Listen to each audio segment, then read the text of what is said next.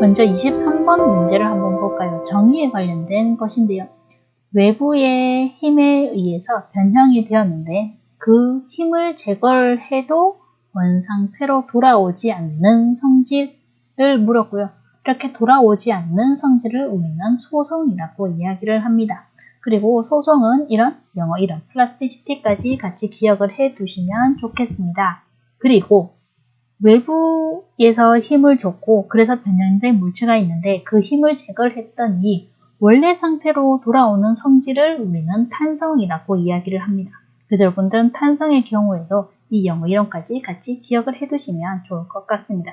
다음 문제로 24번 문제를 한번 볼까요? 저칼로리 설탕 대체품인데 당뇨병 환자들을 위한 식품에 사용할 수 있는 성분을 물었고요. 우리는 이렇게 되는 것을 당알코올로 보시고 당알코올의 종류인 자일리톨을 찾아주시면 되는 거죠. 저당의 경우도 영어 이름 같이 기억을 해두시면 좋은데요. 저당의 경우에는 락토스라고 하고요. 메가당의 경우에는 말토스라고 이야기를 합니다. 그 다음에 갈락토스 같은 경우는 유당당에 속하는 거죠.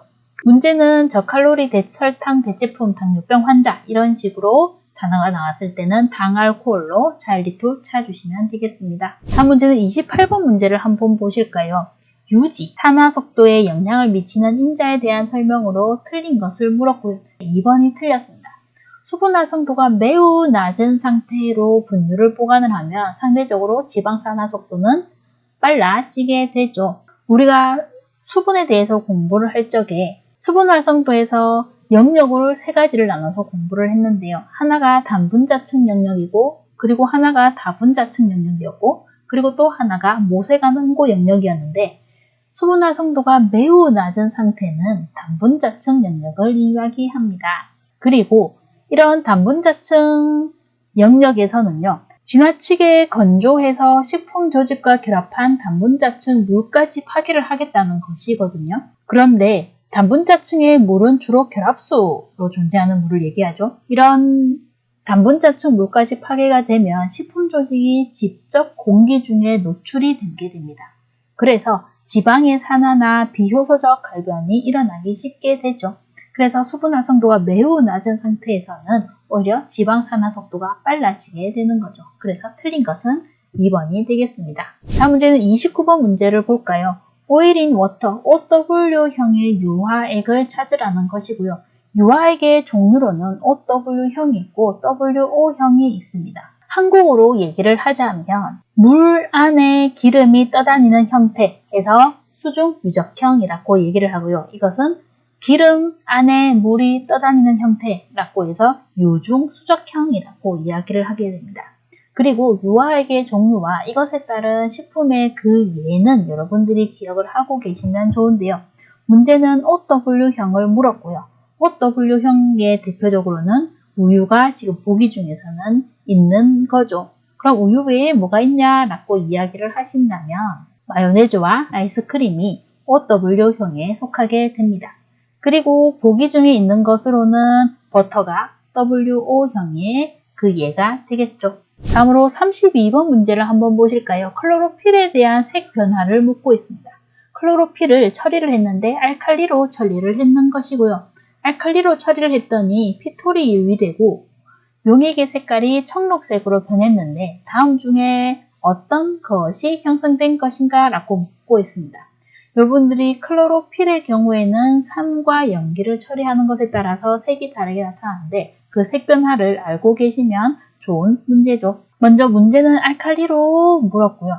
염기를 처리를 했을 때 피톨이 제거가 되고 청록색으로 됐는데 그 색소가 이름이 뭐냐 하면 클로로필라이드라고 하는 것이죠. 그러면 클로로필린 같은 경우는 염기를 처리를 하는데 메탄올이 유리가 되고 용액의 색깔이 초록색으로 변하면 클로로필린이 되겠죠. 보기 1번과 2번의 경우에는요. 산을 처리했을 때 나타나는 것인데 클로로필 녹색 색소가 산을 처리하게 되면 마그네슘이 수소이온으로 치환이 되면서 페오피틴이라고 하는 녹갈색의 색소가 생기게 되고요. 거기서 산을 더 처리를 하게 되면 피톨이 제거가 되면서 페오포바이드라고 하는 갈색 색소가 만들어집니다. 그리고 녹색의 클로로필에 강산을 처리를 하게 되면 중간 과정 다 뛰어넘고 표포바이드라고 하는 갈색 색소가 만들어지게 되죠. 문제는 알칼리로 처리를 해서 피톨이 유리가 된 상황에 대해서 물었기 때문에 여러분은 클로로필 라이드를 찾아주시면 되는 것이었습니다. 다음은 35번 봐볼까요? 팩트산의 구성 물질에 대해서 물었고요. 팩트산, 팩틴이라고 했을 때 여러분들이 구성 단위 물질로 갈락티로닉 애시드라고 연결지어서 기억을 해두시면 좋을 문제였습니다. 다음 문제는 39번으로 가볼까요? 결합수에 대해서 묻고 있는데요. 식품 중에 수분 형태를 구분을 하면 결합수와 자유수 또는 유리수라고 얘기하는 것으로 구분을 할 수가 있는데요. 식품 중에서 유리 상태로 존재하고 자기 혼자 자유롭게 돌아다니는 물을 우리는 자유수라고 이야기를 하고요. 식품의 성분과 단단하게 결합되고 있는 물을 우리는 결합수라고 이야기를 했습니다. 그런데 보기는 결합수에 대해서 물었고 옳은 것을 묻고 있으니까요. 용도시 이하에서 쉽게 얼지 않는 것이 결합수가 되겠죠. 다음은 23번으로 가볼까요? 이눌린에 관해서 묻고 있는데요. 이눌린의 구성 단위, 과당, 프락토스 여러분들이 연결을 해 두시면 되고요. 그리고 또 하나 연결을 해 두셔야 되는 것이 돼지 감자라고 하는 것. 이눌린, 돼지 감자, 과당, 프락토스 같은 이름이니까요. 이렇게 짝짓기로 기억을 해 두시면 좋겠습니다. 다음 문제는 28번 문제로 가볼까요? 유화식품에 대해서 묻고 있습니다. 유화식품에서 OW형과 WO형에 대해서 묻는 것은요, 기본적인 것이므로 여러분들이 이런 한국어 이름과 그리고 영어 이름까지 같이 기억을 해두시면 헷갈리지 않고 문제를 풀 수 있는 문제이고요. 적절하지 않은 것은 우선 3번인데요. 유화제라고 하는 것은 기름과 물 사이의 표면 장력을 증가시키는 것이 아니라 감소시키죠. 감소시켜서 물과 기름이 서로 섞이게 하는 것을 우리는 유화제라고 합니다. 그래서 틀린 것은 3번이고요. 그리고 HLB에 대해서 한번 이야기를 해보도록 하면요. 영어로 풀어서 설명하면 친수성과 친유성비라고 이야기를 합니다. 이 값이 0에서 20 사이로 나타나게 되는데요. 0이라고 하는 것은 완전히 친유성을 의미를 하는 거고 친유성이 더 강하다는 것을 의미를 하는 거고 HLB 값이 20 정도가 되면 완전 친수성, 친수성이 강한 값을 나타내게 됩니다. 그래서 HLB 값이 4에서 6 정도면 친유성에 가까운 값이거든요. 친유성에 가까운 값이기 때문에 유중수적형, 영어로 하면 WO형에 더 맞는 유화액에 사용을 하게 되고요. HLB 값이 8에서 18 정도가 되면요. 친수성에 가깝게 되잖아요. 친수성에 가깝게 되기 때문에 유중수적형 유화액 제조에 알맞게 됩니다. OW형이 되겠죠. 다음은 29번으로 가볼까요? 단맛이 가장 약한 것을 찾으라고 하는 것이고요. 여러분들이 해설에 나와 있는 감미가 강한 순서를 기억을 해두시면 좋은데 당류 중에서 감미가 가장 약한 것은 락토스, 유당이 됩니다. 다음은 32번으로 가볼까요? 설탕을 인볼테이즈로 처리할 때 나타나는 변화가 무엇인가? 라고 물었는데요. 인볼테이즈라고 하는 것은요. 전하 요소를 이야기를 합니다. 설탕은 이당류인데 설탕을 포도당과 과당으로 가수분해하는 반응을 촉진하는 효소를 우리는 인볼테이즈 전하 요소라고 이야기를 하죠. 그리고 이렇게 설탕을 가수분해해서 얻어진 포도당과 과당의 등량 화합물을 우리는 전하당이라고 하게 됩니다. 그러면 설탕을 인볼테이즈로 처리를 했으니까 포도당과 과당으로 가수분해가 되었을 것이고 이때 맞는 것을 찾아보세요 라고 하는 거죠. 일어나는 변화 중에 맞는 것은 전하당이 발생한다. 용해도는 오히려 증가하게 되고요. 결정 생성은 오히려 방지가 됩니다. 그리고 감미도는 증가하죠. 다음으로는 36번을 한번 볼까요? 당근에서 카로티노이드를 분석하는 방법에 대한 설명인데요. 여러분들이 이렇게 보기를 보면 어려울 것 같지만 카로티노이드가 어떤 성분인가 라고 생각을 하고 계신다면 풀 수 있는 문제이기 때문에 저와 함께 보도록 하죠. 카로티노이드는 지용성 성분이죠. 그래서 당근에서 카로티노이드를 분리하기 위해서는 수용액상에서 하면 안 되고요. 에테르와 같은 지용성 성분을 추출할 수 있는 것을 사용을 해야 되는 거죠. 다음은 37번 문제로 볼까요? 각각은 청록색이다. 그런데 조리할 때 삶거나 초절임을 하면 적색이 되더라. 그럼 이 적색 색소는 무엇이냐라고 묻고 있고요. 이 적색 색소의 이름은 아스타신이라고 하는 것입니다. 새우나 게 등에 들어있는 색소가요. 원래는 아스타잔틴이라고 하는 색소가 들어있습니다. 아스타잔틴은 잔토필에 속하는 것으로 빨간색 색소죠. 각각류 내에서는 단백질이랑 복합체를 형성을 하고 있기 때문에 청록색을 나타내게 됩니다. 그런데 각각류를 가열하거나 조리를 하게 되면 아스타잔틴이 유리가 되고 이 아스타잔틴은 다시 가열, 산화되어서 밝은 적색을 나타내는 아스타신으로 바뀌게 됩니다. 다음 문제로 40번 문제로 가볼까요? 전분에서 호화에 대한 것으로 틀린 것을 묻고 있고요. 여러분들이 지금 보기 중에 틀린 것은 4번이죠. 염료를 넣으면 호화가 일어나지 않는 것은 아니고요. 물론 염료 중에 황산염의 경우에는 호화를 억제합니다. 그런데 일부 염료의 경우에는 호화를 오히려 촉진을 하거든요. 그래서 4번의 경우에는 틀린 답이 되겠습니다.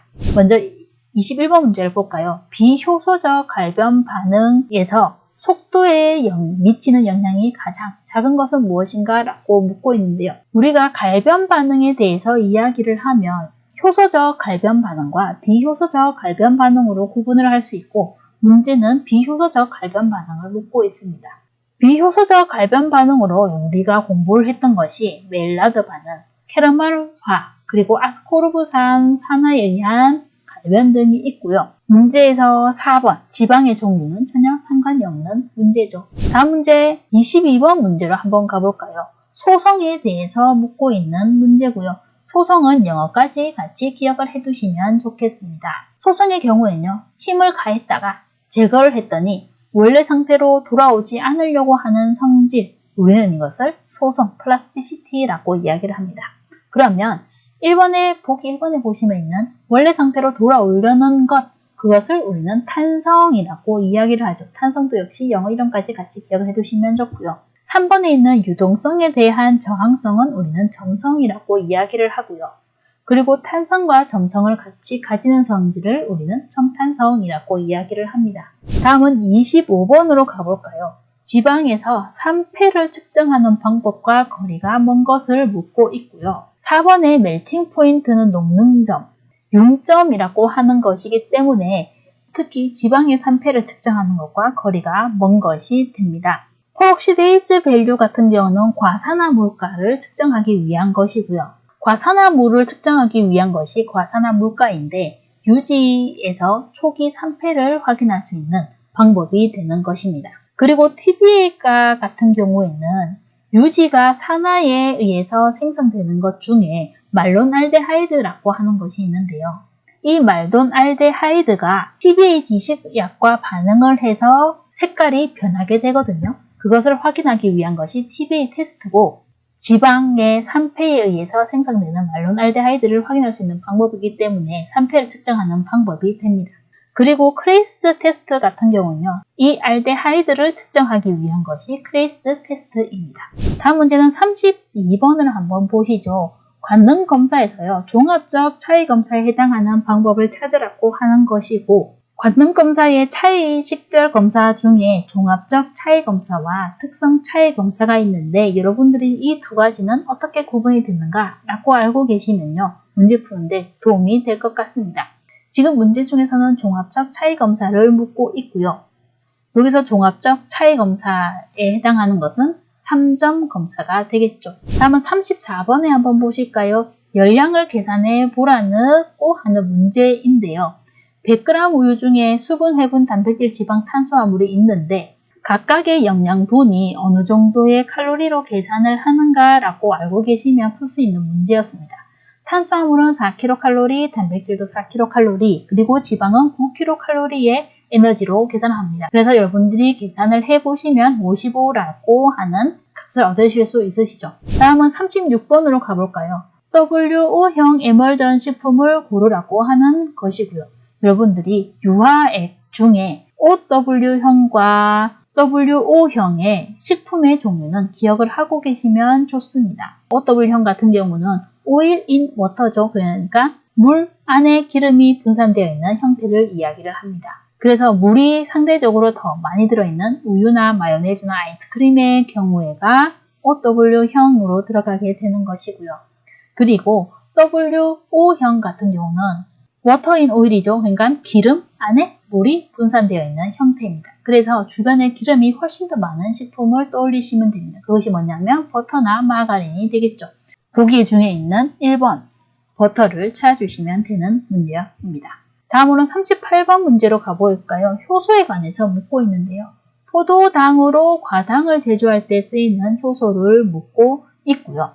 이것은 이성화를 시키면 되는데 이성화 효소 중에 이름도 상세하게 남아있죠. 글루코스를 이성화해서 과당을 만들 때 쓰이는 효소가 4번에 있는 포도당 이성화 효소가 되겠습니다.